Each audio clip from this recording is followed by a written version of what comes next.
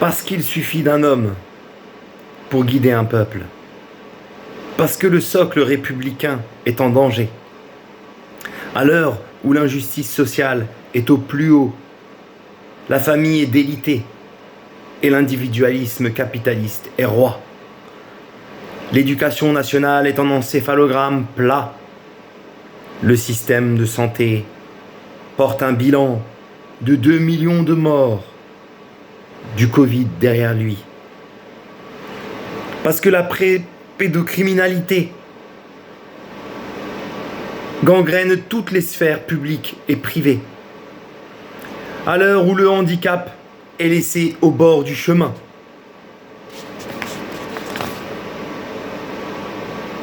Parce qu'à cause de MeToo, la parole d'une femme vaut plus que celle d'un homme et que l'indice de fécondité est en berne. Parce que l'islamophobie gagne du terrain, que la montée des extrêmes pointe, que le spectre de la Troisième Guerre mondiale est à nos portes et celle de l'Europe, que des Européens frères hier sont ennemis aujourd'hui, parce qu'il est temps de construire un nouveau partenariat gagnant-gagnant avec l'Afrique,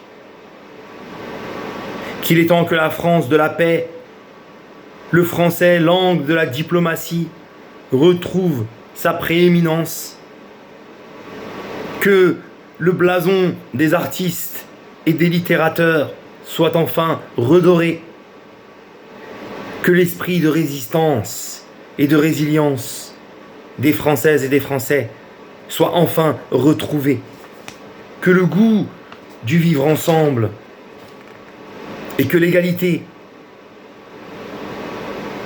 devant la loi et les chances soient rétablies. Je donne rendez-vous aux Françaises et aux Français en 2027, aux États généraux, dans la salle du jeu de paume, pour tous ensemble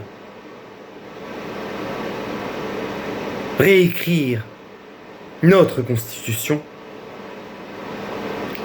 une 6e Constitution, qui redonnera au peuple toutes ses prérogatives, tous ses pouvoirs, dans les mairies, les assemblées, les cours de justice, à l'école 3.0 personnalisée,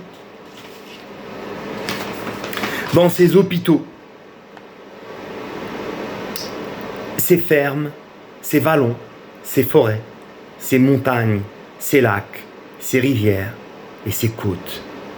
Parce qu'il suffit d'un homme pour redonner au peuple bien-aimé le goût d'un avenir de santé, de prospérité et de justice sociale.